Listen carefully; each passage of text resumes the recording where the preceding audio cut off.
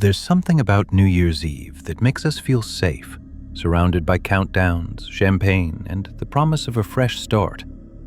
But for some people, midnight doesn't bring celebration.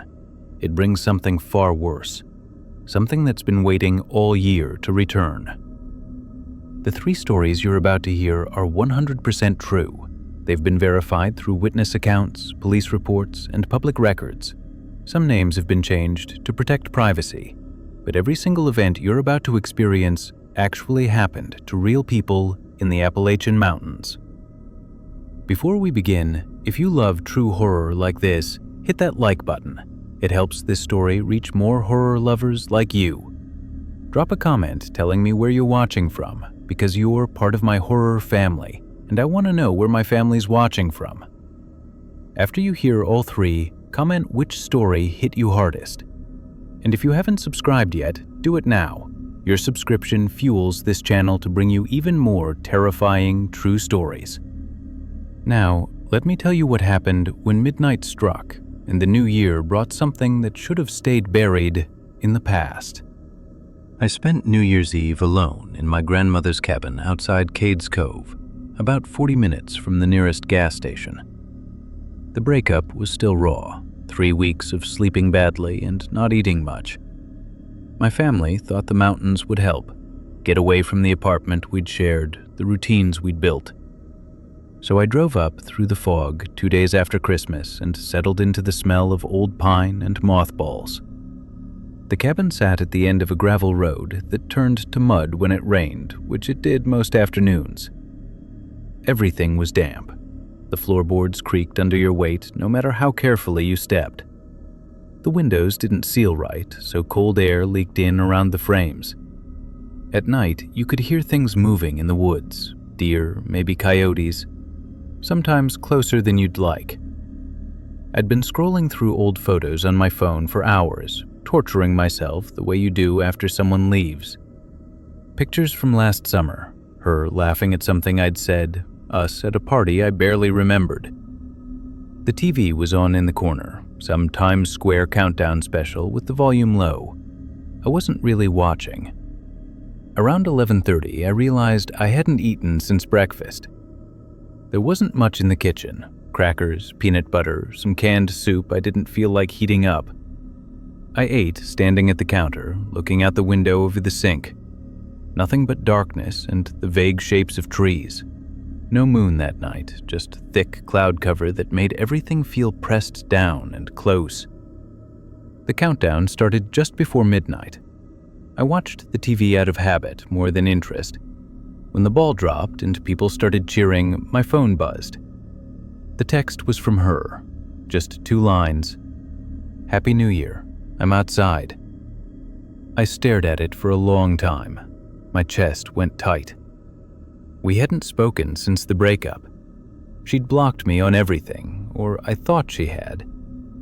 I stood there holding my phone, reading it again and again, trying to figure out if it was real or some kind of cruel joke. I went to the front window and pulled back the curtain. The porch light was on, casting a weak, yellow glow over the steps and the first few feet of gravel. Beyond that, nothing. Just wet darkness and the sound of water dripping from the eaves. No car, no movement, nobody standing there. I checked my phone again. The message was still there. But when I looked at the timestamp, something felt wrong. It said 12 a.m., but the date was from last year, January 1st, 2024, exactly 1 year ago. I tried to remember last New Year's Eve. We'd been together then. We'd gone to her friend's party in Knoxville, hadn't we? Or maybe we'd stayed in. I couldn't recall clearly. The months all bled together now. Then I heard it. A knock. 3 slow, deliberate taps on the front door. I stood, frozen in the middle of the room, my pulse hammering in my ears. The knock came again. Same rhythm, same weight behind it. I moved toward the door but didn't open it. "Hello?" No answer. Just silence and the rain starting up again, soft at first, then harder. I looked through the peephole. The porch light showed the empty steps, the gravel driveway, the trees swaying slightly in the wind. Nobody there. But the knocking started again, louder this time, more insistent. I backed away from the door and checked my phone once more. The message was still there, still dated a year ago. I scrolled up through our old conversation history, looking for anything else from that night. There was nothing, just normal texts from the days before, then a gap. Then, weeks later, the beginning of the end. The knocking continued. It didn't stop. It got louder, more rhythmic, like whoever was out there knew I was listening, like they were waiting for me to open the door. I turned off the porch light and stepped away. The cabin felt smaller suddenly, the walls closer. I could smell something faint, damp fabric maybe, or rotting leaves, something that hadn't been there before. And I realized, standing there in the dark with my phone glowing in my hand, that I couldn't remember if I'd ever actually seen that text last year, if I'd ever responded, if I'd ever opened the door. I didn't sleep that night. I sat on the couch with all the lights off except one lamp in the corner, watching the front door. The knocking had stopped around 2 a.m, but I kept expecting it to start again. When dawn finally came, gray and cold through the windows, I unlocked the door and stepped outside. The porch was wet from rain. There were no footprints, no signs anyone had been there. Just mud and dead leaves and the smell of wet wood. I tried calling her. It rang 4 times and went to voicemail. I didn't leave a message. The rest of the day felt wrong. I kept checking my phone, reading that text over and over. I'm outside. The timestamp still said last year. I tried to delete it, but every time I did, it reappeared in the thread a few seconds later. That evening, I went through my grandmother's things looking for something, I don't know what, proof of something, anything to explain what was happening. In a drawer in the hallway, I found an old guest book she used to keep. People would sign it when they visited. I flipped through the pages, seeing names I half remembered from childhood. Then I saw her handwriting, my ex. Dated January 1st, 2024, she'd written, "Beautiful place, thank you for having us. U.S." I didn't remember her ever coming here. I didn't remember bringing her. But there it was, in her handwriting, dated exactly 1 year ago. I called my mom, asked if she remembered me bringing anyone to the cabin last New Year's. There was a long pause. "Honey," she said carefully, "you came up alone. You'd just broken up with her, that's why you went." "No," I said, "that was this year." Another pause. "You've been there twice now, last year and this year, both times after she left." I hung up. My hands were shaking. That night, I sat in the same spot on the couch. The TV wasn't on. I just sat there in the quiet, listening to the cabin settle and creak. Around 11:30, I heard gravel crunching outside, footsteps on the porch. The knocking started at midnight, 3 slow, deliberate taps. Then again, then again. I didn't move. I sat there, holding my phone, staring at that message. I'm outside. The knocking continued for hours. I never opened the door. I never looked through the peephole. When morning came, I packed my things and left. I drove back through the fog and the winding mountain roads and didn't look back. But sometimes, late at night, I still hear it. That same rhythm. 3 knocks, patient, waiting. And I still have the text on my phone. I can't delete it. Every New Year's Eve at midnight, it moves to the top of my messages. The timestamp updates, but it's always dated a year ago. I don't go back to the cabin anymore. I don't think I ever will. But I wonder sometimes if I did open the door that night, if I let someone in, if the reason I can't remember last year clearly is because I'm still there, in that cabin, on the other side of the door, still knocking, still waiting to be let in. I rented the smaller half of an old duplex outside Ellijay, tucked back in the hills where the road turned to gravel and the cell service cut out more often than not. The place was cheap because it was falling apart, warped floors, windows that rattled in their frames, a smell like wet cardboard that never quite went away. But it was quiet, and after the year I'd had, quiet was all I wanted. My neighbor in the other unit was a woman named Sarah. I'd met her once when I moved in back in October. She was friendly in that effortless way some people are, asked if I needed help unloading boxes, offered to share her Wi-Fi password. I thanked her but kept my distance. I've always been better alone.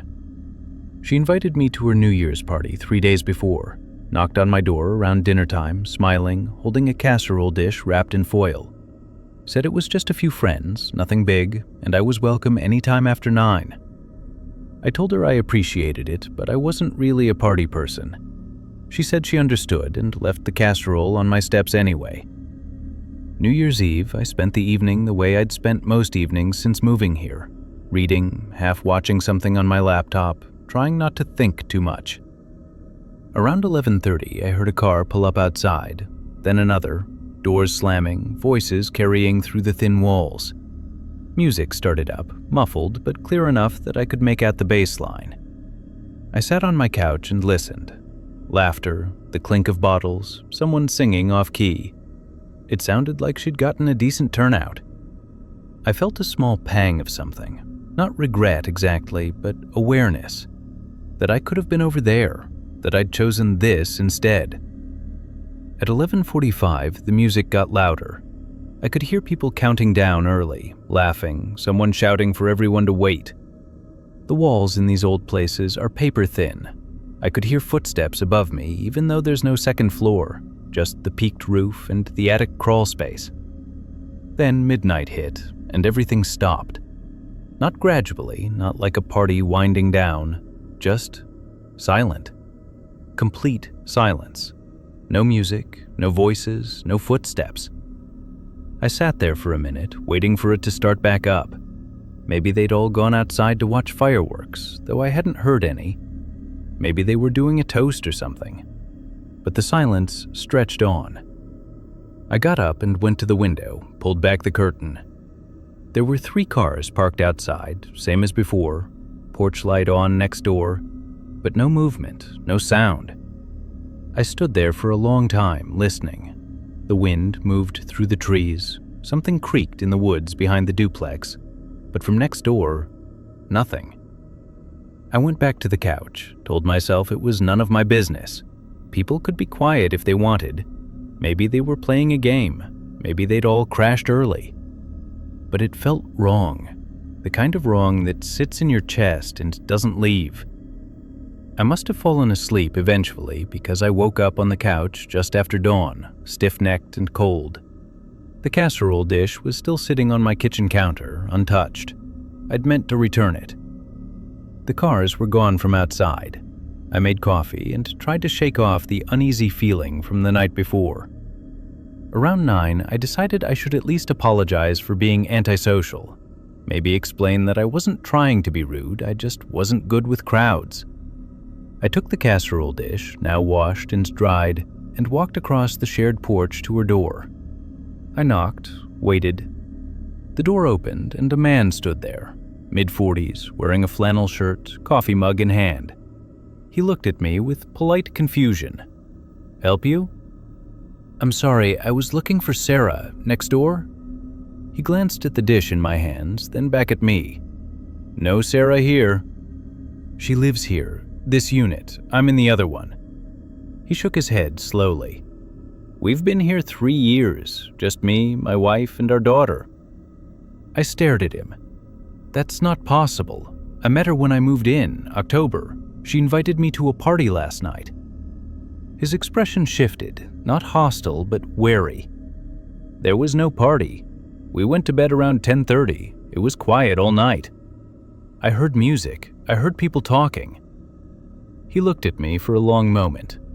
Then he called over his shoulder, "Linda?" A woman appeared behind him, drying her hands on a dish towel. She looked at me the same way he had. "This is our neighbor," the man said. "Says there was a party here last night."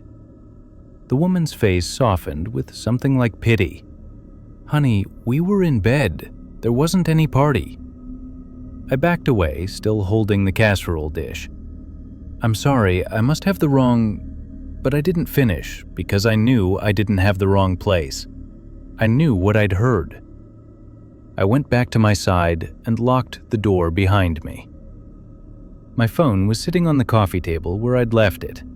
When I picked it up, the screen lit up with notifications.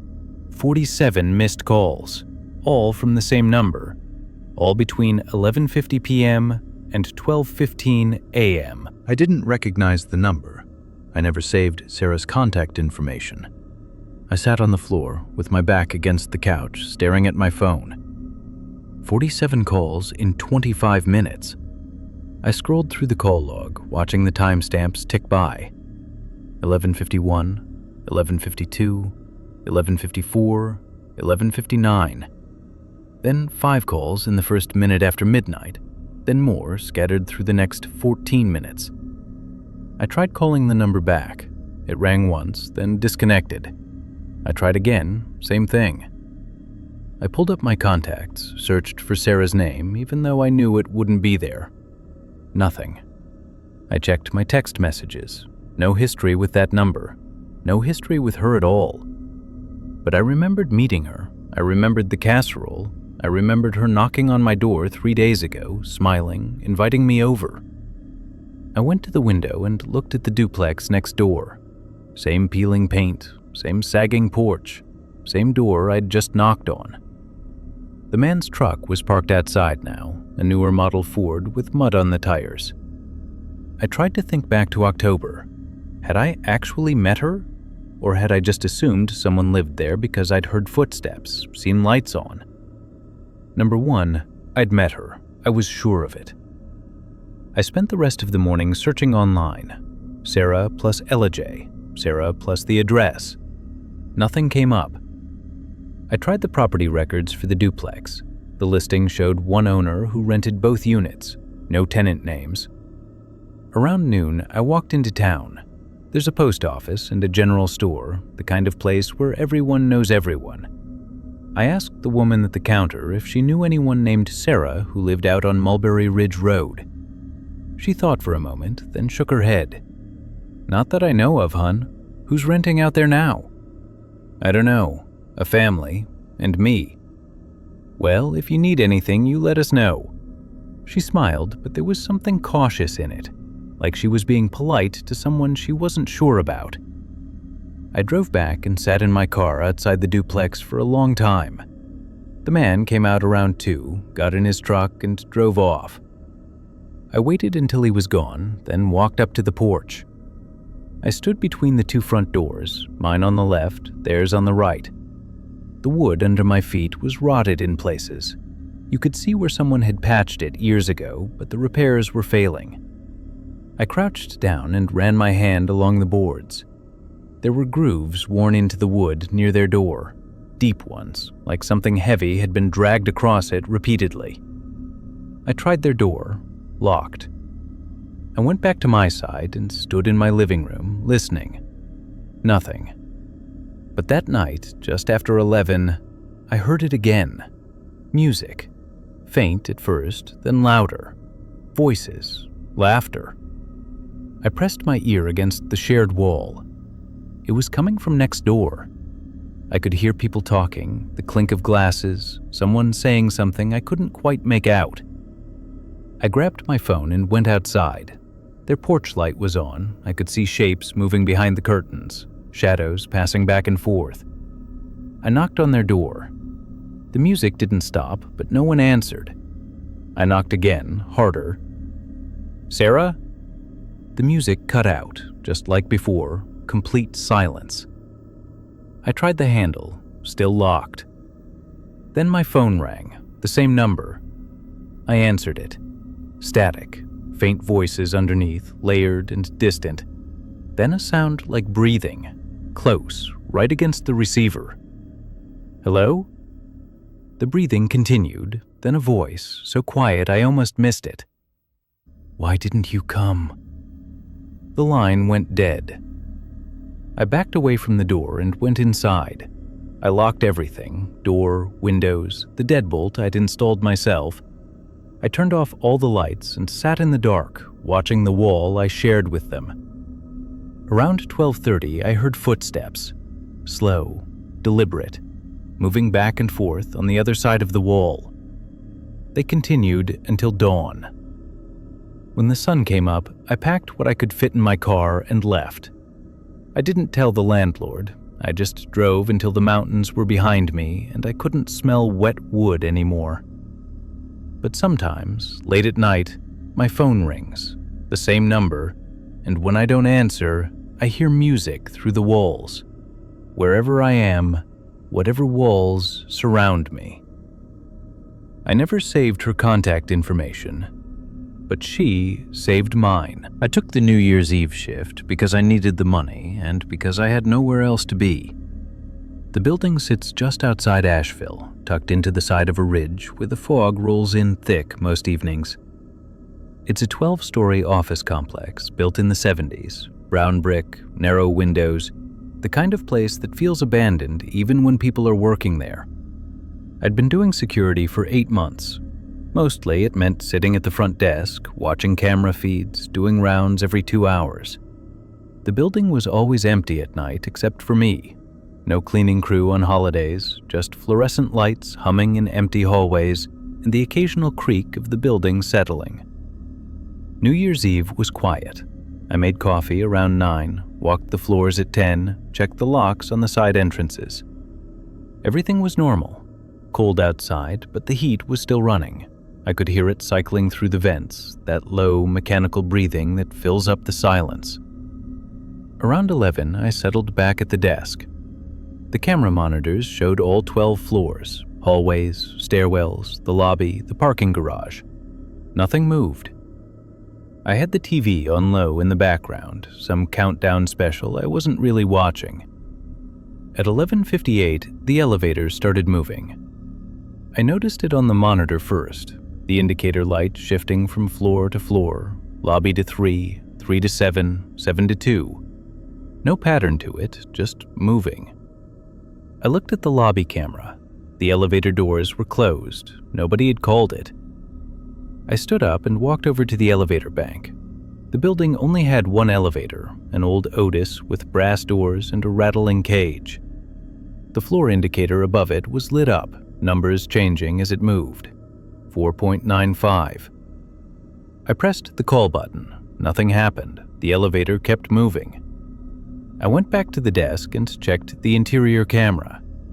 The elevator was empty, just beige walls, scratched mirror, fluorescent light flickering slightly, the emergency phone hanging on the wall. It kept going, up and down. I watched it for 3 minutes straight, my coffee getting cold in my hand. Then, at exactly midnight, I could hear the TV in the background, people cheering in Times Square. The elevator stopped. The floor indicator read 13. We don't have a 13th floor. The building goes from 12 to the roof access. I've worked here for 8 months. I've walked every floor. There's no 13th floor. I stared at the monitor, the number 13 glowing on the indicator panel. Then the doors opened. On the camera feed, I could see inside the elevator, but it wasn't the elevator anymore. It was somewhere else, an office space. Desks pushed to the sides, streamers hanging from the ceiling, a banner that said, "Happy New Year 1979 in silver letters. People everywhere, dozens of them, dressed in clothes from another decade, polyester, wide collars, bell-bottoms. They were frozen, mid-laugh, mid-drink, mid-conversation, completely still. And they were all staring directly at the camera, not at each other, not at the room, at the camera, at me. I felt my stomach drop. My hands went cold. The image held for maybe 10 seconds. Then the doors closed. The elevator started moving again, down this time. 12, 11, 10. I backed away from the monitors, My heart was pounding so hard I could feel it in my throat. I looked at the TV, still showing crowds in Times Square, confetti falling. I looked back at the monitor. The elevator was descending steadily now. 9, 8, 7. I should have called someone, my supervisor, the police, someone, but I just stood there, watching the numbers drop. When it reached the lobby, I heard the doors open behind me. I turned around slowly. The elevator stood open, empty, but the floor was covered in confetti, colored paper, metallic streamers, tiny pieces of it scattered across the lobby tile. Some of it drifted out into the lobby as I watched, caught by the air circulation. I walked over slowly. The confetti was real. I could touch it. I picked up a piece, blue, diamond-shaped, the kind you'd buy in a bag at a party store. It felt old, brittle, like it had been sitting somewhere for decades. I looked inside the elevator, just the regular interior, beige walls, scratched mirror, no people, no office, no banner. But the smell, I noticed it then. Stale cigarette smoke, old perfume, something musty and wrong, like opening a box that's been sealed too long. The doors started to close. I stepped back and let them. The elevator went still. The indicator showed L for lobby. Everything was quiet again except for the hum of the heating system and my own breathing. I swept up the confetti and threw it away. I didn't know what else to do. I didn't leave. I should have, but I didn't. I told myself it was the double pay, that I couldn't afford to walk off the job. But really, I think I needed to understand what I'd seen. I sat at the desk for the next hour watching the monitors. The elevator didn't move again. Everything stayed normal. Empty hallways, dark offices, the parking garage with just my car sitting under the single working light. Around 1:30, I decided to do another round. I needed to move, needed to prove to myself that the building was just a building. I took the stairs. I wasn't going near that elevator. I walked every floor, checked every door, looked in every window. On the 12th floor, I stopped at the stairwell door that should lead to roof access. There's a sign that says, "Authorized personnel only," and a keycard reader I don't have access to. I tried the handle anyway, locked like always, but I noticed something I'd never noticed before. Above the doorframe, where the wall met the ceiling, there was a seam. Not a clean one, like the ceiling had been lowered at some point. I could see where the drywall didn't quite match up, where someone had tried to cover something. I went back downstairs and found the building directory in a drawer at the front desk. It listed all the tenants by floor. I'd seen it before but never really looked at it. Insurance companies, a law firm, some consulting businesses, floors 1 through 12. But the directory was old. I could see where it had been updated, labels printed and taped over older ones. I peeled back one of the labels on the 12th floor listing. Underneath, in faded typewriter text, it said, 13th floor, Harper & Associates. I looked it up on my phone. Harper & Associates was an accounting firm. They'd occupied the building in the late 70s. There was a brief news article from January 2nd, 1979. A New Year's Eve party. 16 people attended. Sometime during the party, the elevator malfunctioned. It dropped from the 13th floor to the basement. Everyone inside was killed. After that, the building was renovated. The 13th floor was sealed off. The elevator was replaced. The floor numbering was changed to skip from 12 to roof access. I sat there reading the article on my phone, my hands shaking. 16 people, all employees of Harper & Associates, all dead in an elevator accident 46 years ago. I looked at the elevator doors across the lobby. The confetti was gone. I'd thrown it away, but I could still smell it, that stale, wrong smell. Around 3 a.m., I heard something, a faint sound from above. Music, maybe, or voices, I couldn't tell. It was coming from somewhere in the ceiling, muffled and distant. I went to the stairwell and climbed to the 12th floor again. The sound was louder there, definitely music, something big band, brassy, the kind of thing you'd hear at an office party in 1979. I stood at the roof access door and listened. The sound was coming from above it, from the space that shouldn't exist. The music played for maybe 5 minutes, then it stopped. Not faded out, just stopped mid-song. The silence after was worse than the sound. I went back downstairs and didn't move from the desk until my shift ended at 6 a.m. I wrote nothing unusual in the logbook because I didn't know what else to write. I quit 2 weeks later, told them it was personal reasons. I couldn't explain that I heard music some nights when I tried to sleep, that I'd started seeing confetti in places it shouldn't be, on my car, in my apartment, tucked into the pages of books I'd never opened. I drive past that building sometimes. It's still there, same brown brick, same narrow windows. I can see the 12 floors from the road. But sometimes, late at night, I swear I can see 13. And I wonder if those people are still there, frozen mid-celebration, waiting for the next person to look, waiting for the next New Year's Eve, waiting for the doors to open again.